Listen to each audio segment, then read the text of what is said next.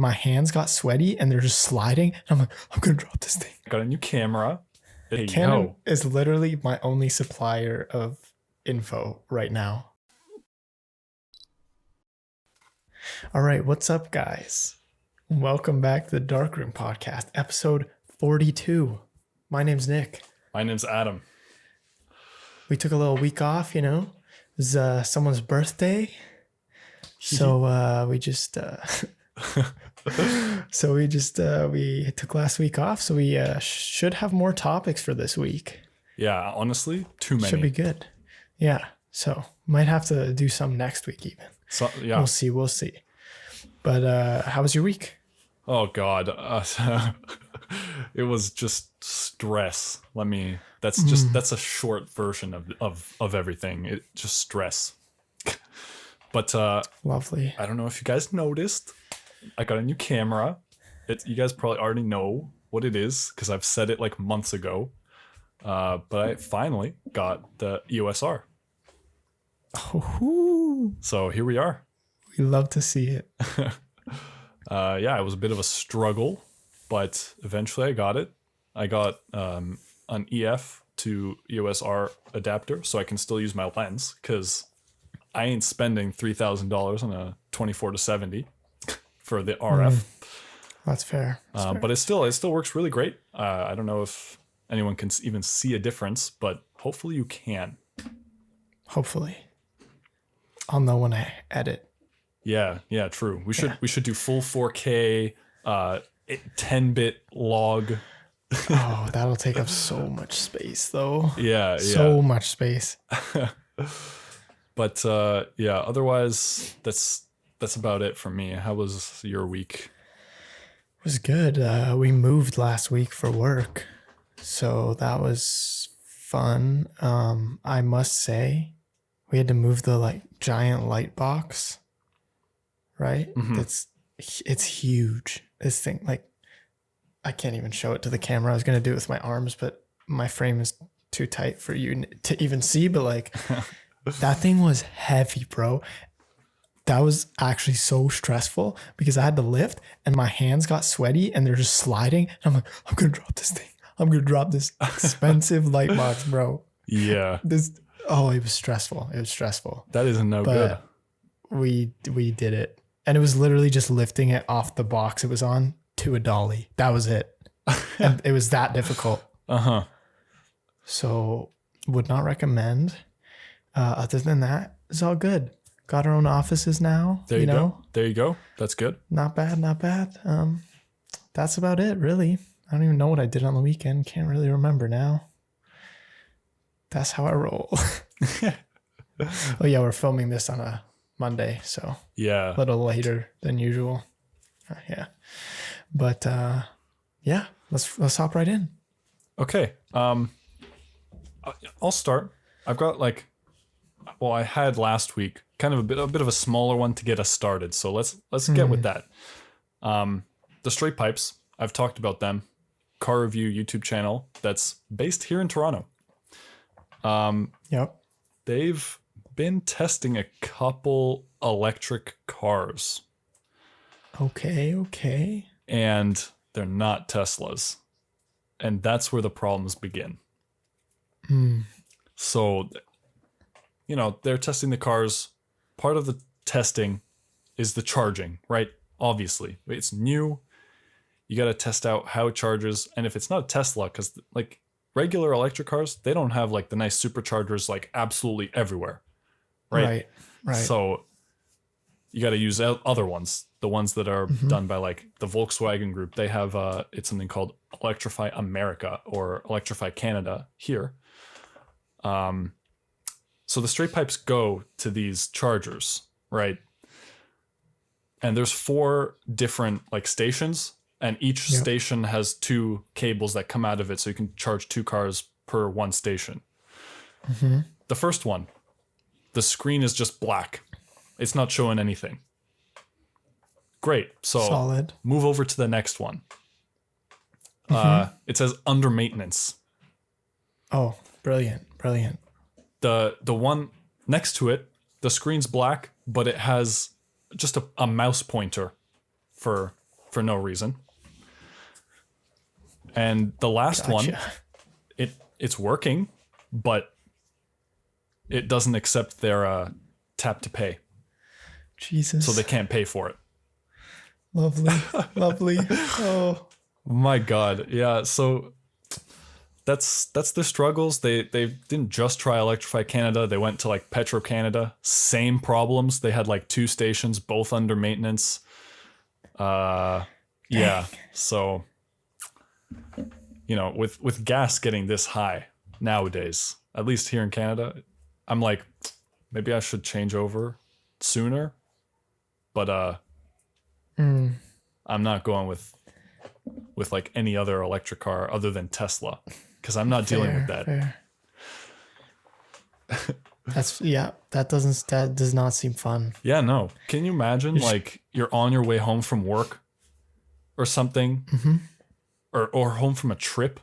That's what I was gonna say. If you're on a long drive, you're like 20 kilometers away from home. You're like, maybe I won't make it. Just in case, I'll stop by at a charger, and it's not working. Yeah. Good luck getting home. Guess you're pushing your car. I don't know. Oh God. Yo, electric cars are heavy. I was about to say that actually too. Yeah. Well, so you start with gas cars to build up your muscles, right? You know? Oh yeah. Progressive overload. You like just start with like a smart car, and then you just slowly make your way up. And then before you know it, you're like pushing fire trucks and, you know, transport trucks, airplanes. There's someone it's that easy, guys. In the that can push an airplane. Yeah, in the world records. You remember those big books? You always wanted to take it home. Record books. Yeah, I think I have one. Or I might have gotten rid of it, but it was from like 2013 or something. Those were the best ones. Yeah. I used to get so excited over those at like the book fairs. Yeah. Ooh. The Scholastic, every month. Oh man. So good. Yeah. But that's crazy. I didn't realize that. Yeah, it's like a mess. So good luck to all you with those regular electric cars. Get a Tesla. Yeah. Just get a Tesla. No biggie. All right. One thing. Yeah, that was it for that. Oh, yeah. You can so, go ahead with yours. Guess who? Canon yet again. Hey, Canon is literally my only supplier of info right now. But I'm not complaining. Yeah, no.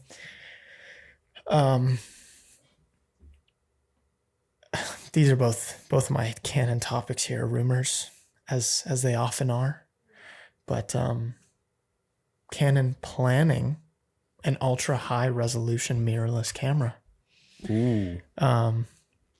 So like when we look back, we got the 5DS and 5DSR, which were at the time notable for offering 50 megapixel sensors.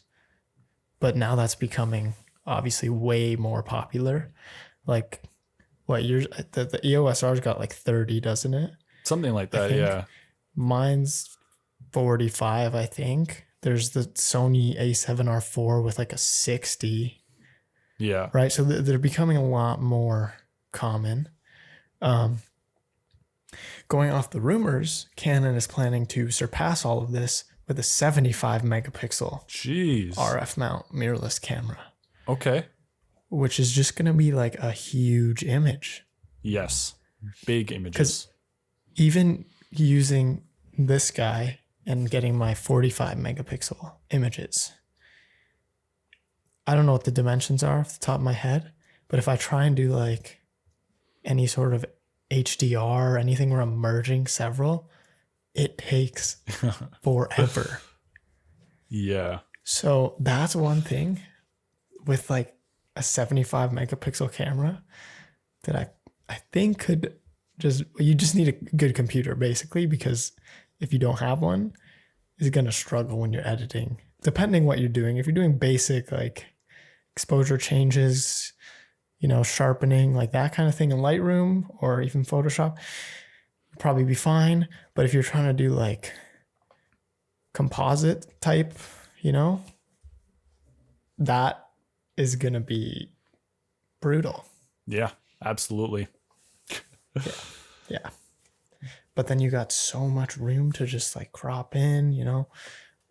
That's true. Nice That's big true. photos. I heard on Peter McKinnon said something about the lovely Aaron Brimhall, I believe. He said he always shoots in landscape and then just, if he needs it, just crops in and makes it portrait whenever he needs it. But, you know, That's he uses all the expensive cameras, and so like he has the resolution to do that. But yeah, those are just interesting, like not shooting portrait at all. that's what one of our teachers said too. One of our portrait teachers. I don't remember which one. Oh, that's right. I remember that. Lewis? Was it Lewis? I think Maybe. it was Lewis. Lewis or Sam. Yeah, I still shot Not the portrait. Yeah, either way. I didn't do that either. I think maybe one assignment I did Yeah. did landscape, and the rest Yeah. just couldn't help it, you know? I don't know. Just felt right. Yeah. But yeah.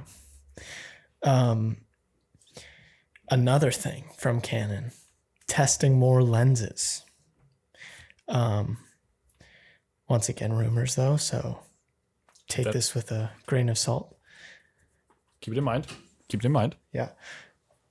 They're testing 5 new DO super telephoto lenses, which I don't know if you know what that is, because I didn't know what it was. I do not.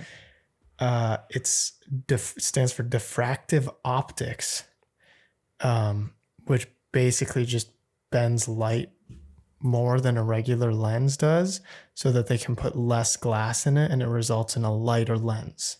Oh, okay. So you get these, you know, these super telephoto lenses zooming super far, but they're not gonna be like massive and impossible to carry around.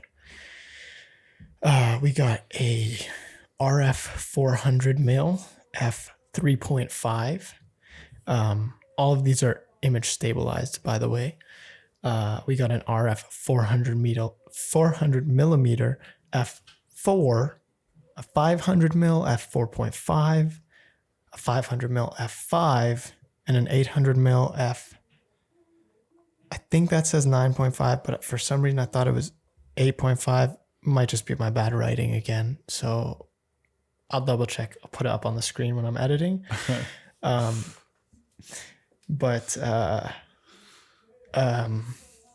This should be interesting. Obviously, they're not going to be releasing all of these. I think it's just going to be one. That's kind of what it seems to be. I mean, you don't need all of these. I think they already have an 800. Like, they have some of these options already. Yep. But obviously testing it, so they're going to see which one works out best. I know with the EF a version they made, it was a 400 f4, and it was, the initial version at least, received mixed reviews because apparently the sharpness was not great. But they then made a second version which improved significantly and became a hit. So I'd imagine that these are going to turn out pretty good considering they've done it before. Yes, it wasn't for the mirrorless mount, but that's just changing the actual mount. So I'd imagine that problem should be fixed. Yeah. And you probably won't have to worry about it. Seeing what they've already been doing with these juicy RF lenses. Yeah. Like, I'm expecting some big stuff from this. Yeah. So, gotta be good. I'm very curious how much lighter they are. Yeah.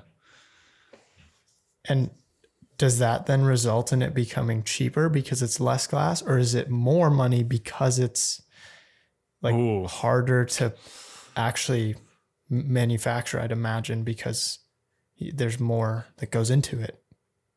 Sort of, you know what I mean, right? I'm not sure on that. I guess we'll have to see. Yeah. Do we know the price of the EF one? No, but I can see if I can find it really quick. Okay. Quick fingers. Ooh. Because it is like, I would expect it maybe cheaper Because I feel That's like what the I'm- glass would be more expensive than like the R&D, but maybe not. Maybe I'm wrong. Okay, so I got the price of the 400 mil, but I want to see what a regular 400 mil is to compare real quick. Cause okay, so we got for a EF 400 not diffractive optic lens, 12,000, but that is also f 2.8. Okay. And then for the diffractive optic one, it's f4, but it's 6,900, Oh, which is pretty big difference. yes. So I think it's safe to say that it'll probably be cheaper than the not diffractive optic version of it. And we're hoping you're not going to lose any sharpness, Hopefully. or not much. Yeah. That's probably better to say, because I'd imagine you will see the difference if you were to test the two side by side. Yeah. But especially for that price, I think you're still going to get pretty sharp images and for cheaper. Yeah. There you go. Somewhat. I mean, still expensive, but Yeah. cheaper. Yes. Yeah. All right. Cool. So I've got one more. I don't know if we're going to have time to get through the whole thing, but we're going to try. We got like 15 more minutes. This should be fine. So picture this. You're shooting on a smartphone right now, right? Yep. And you're like, I go on some trips, maybe camping, hiking is involved, and you want a bit of an upgrade, an image upgrade, all right? Yeah. But you don't want a DSLR. You don't want to be like changing lenses on a hike, right? Okay. So what should you get? I'm going to give you That's a 3 question. options. Okay. Let's do it. So the first one I have is an older generation GoPro. Now, you can get it for around $300. You can get a newer one too, but honestly, I don't think they change too much in like picture quality. Yeah. They're all 4K at this point. Starting at like the Hero 7, which I have that. It's like right up there. So I'm going to give you some pros and cons for each one, and then you can decide what you get. So the pros for the GoPro: good 12 megapixel photos. People forget that the GoPro can actually take photos. You think it's only for video? Nah. Yeah. You can take photos with it too. True. And a lot of them are waterproof now, like out of the box. I'm pretty sure that started with the one I have, the Hero 7. So there you go. You get wide angle, and like it's pretty extreme. Very wide angle. Yeah. And you get really good video. You get the rugged body, so it's good for hiking and camping. Waterproof, as I said, for the rainy days in the mountains, if that's where you're going. So the only con is that you're stuck with the wide angle. If you want to like zoom in on like wildlife, even maybe landscape, I don't think landscape looks that good in like super wide angle. You need a wide angle, but not like that. Yeah. So there you go. That's like your one option. Plus battery life might be an issue. You might want to buy some extra batteries. Yeah.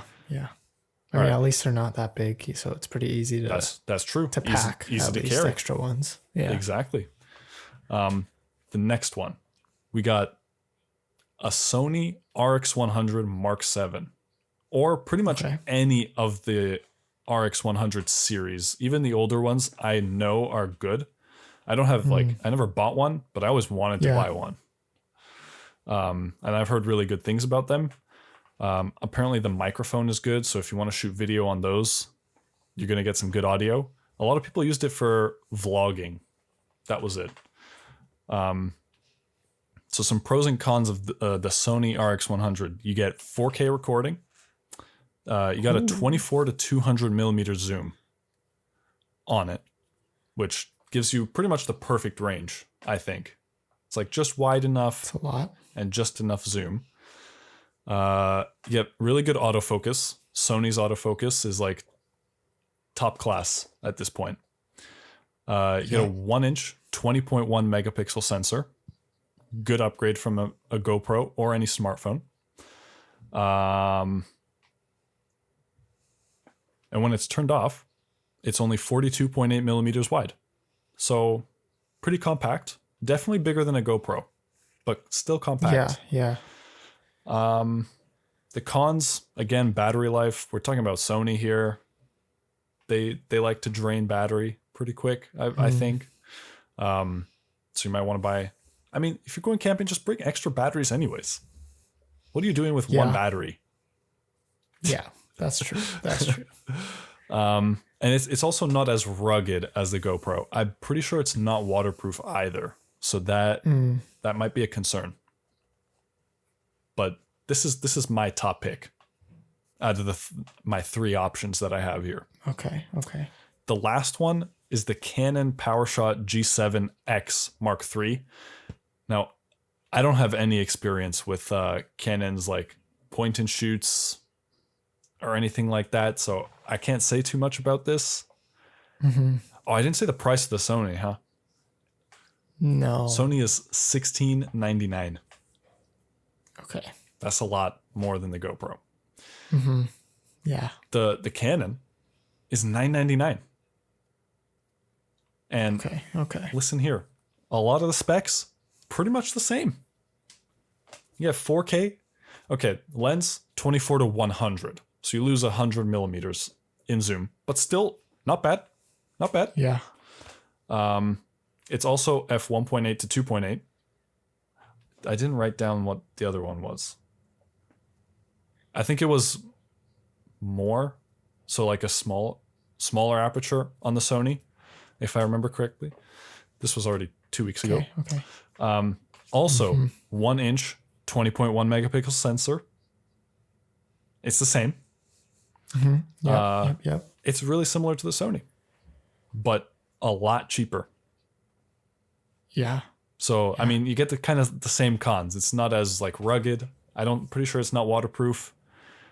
One extra con though is that it does not have a pop-up viewfinder like the Sony RX100. That might be a deal breaker. But there you go. Yeah. Those are 3 options for a little bit of an upgrade to your photo and video game if you're trying to go camping or hiking. I thought it would be pretty cool. What would you choose, Nick?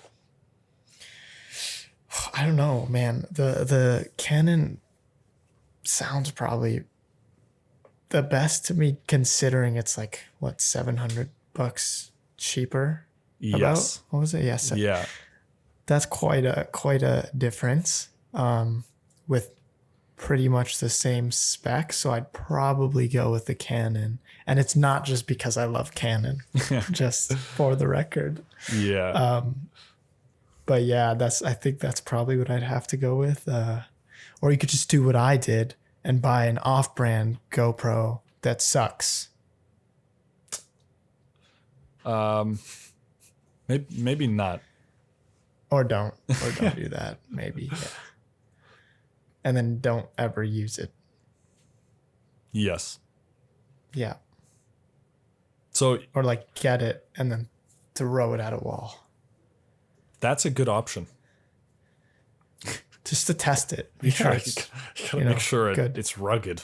Yeah, exactly. And if it survives that, then Absolutely. then it's good enough. So you would go with the Canon even without the pop-up viewfinder. You're fine just shooting like this. I mean, I don't love that part, but it's $700. It's a $700 difference, and the image quality is going to end up being roughly the same. So, yeah, I think I would. All right, there you go. I've given my pick. I'm going with the more expensive one, the Sony. just Fair because enough, I fair like enough. those features. I like all that. So, but I'm spoiled a little bit. I have an EOS R now, so Yeah. Exciting stuff still. So basically just buy the EOS R instead. no, don't listen to that advice that you're going to be changing lenses. You don't want that. But hey, it's weather sealed, so at least that. Yep. Exactly. All right, we're right on time here. 26 minutes. Yeah. Beautiful. This is the first time we've went like about 30 minutes in a while. Yeah, Because we've been lacking topics a little bit, yeah. unfortunately. And we got more. Also, my freaking headphones got hijacked by my dad. Oh no. I mean, not really. He asked if he could use them the other day, and he told me I could use them when I'm podcasting, but they were up in his office. So I was like, I'm not going to steal them from him. But yeah, I think that's about it for today. So thank you guys for watching. As always, be sure to like and subscribe, and most importantly, flick that bell. Do it. Do it. Do it. Tune in next week. Love you guys.